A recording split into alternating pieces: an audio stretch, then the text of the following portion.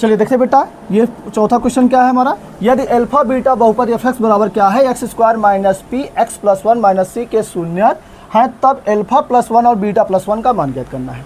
इसके पहले हम निकाले थे जो क्वेश्चन, सेम टू सेम उसी तरह है, बस यहाँ पे वैल्यू यहाँ पे दूसरी निकालनी है, हमको फाइंड करनी है। ठीक है, तो सबसे पहले हमको क्या निकालना है, x² minus P X plus 1 minus C की वैल्यू निकालनी है। ठीक है, देखिए यहाँ से ये क्या हो जाएगा, x² minus P x minus और सी से जब निकालेंगे तो सबसे पहले हमको निकालना होगा अल्फा प्लस बीटा की वैल्यू निकालनी होगी।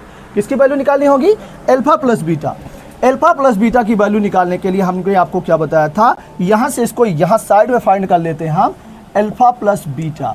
सबसे पहले क्या हो जाएगा वहाँ पे, माइनस यक्स का गुणांक, ध्यान से देखेंगे, माइनस यक्स का गुणांक, तो यहाँ पे राइट करेंगे बेटा, माइनस यक्स का गुणांक क्या है यहाँ पे, p है।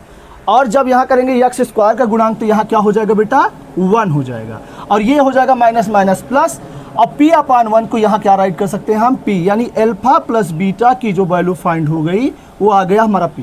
अब हम एक वैल्यू और फाइंड करना है, अल्फा इंटू बीटा, यानी अल्फा इंटू बीटा की वैल्यू फाइंड करेंगे तो वहाँ से क्या हो जाएगा, अचर पद। तो यहाँ अचर पद में जो आ रहा है ये 2 आ रहे हैं, ये ध्यान रखेंगे।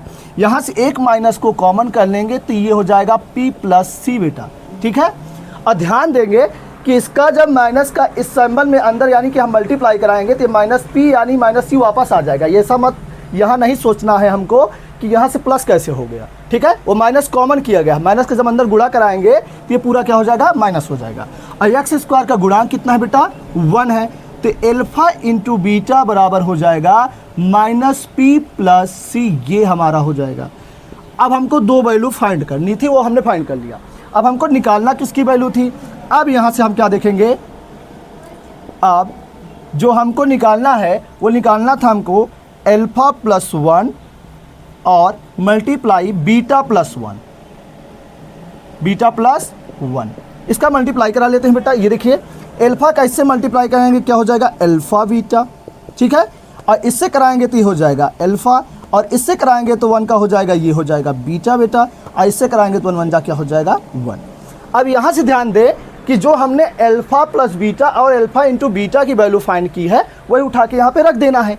ध्यान से देखो, तो यहाँ से सबसे पहले हम क्या करेंगे, अल्फा इंटू बीटा की वैल्यू वहाँ से रख देंगे जो आया है, यानी आया है माइनस पी प्लस सी, और देखो अल्फा प्लस बीटा की वैल्यू कितनी आई है, p, और यहाँ रख देंगे 1।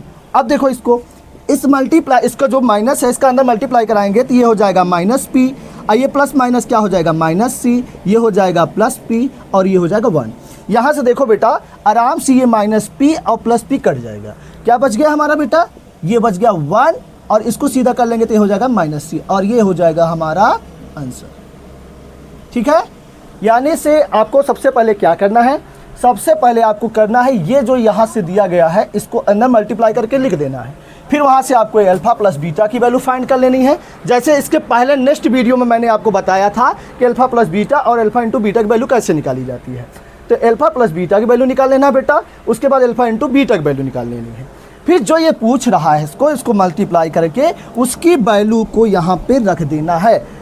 रखने के बाद यहाँ पे ध्यान रखेंगे, माइनस का गुणा कराएंगे, प्लस माइनस माइनस हो जाएगा, और उसके बाद ये p को इस माइनस p से काट देंगे, 1 को इधर लेके आएंगे, यानी आप कांस्टेंट को आगे लेके आएंगे, वेरिएबल को क्या कर देंगे, पीछे कर देंगे, उसके बाद ये हो जाएगा 1 माइनस c। बस क्रम को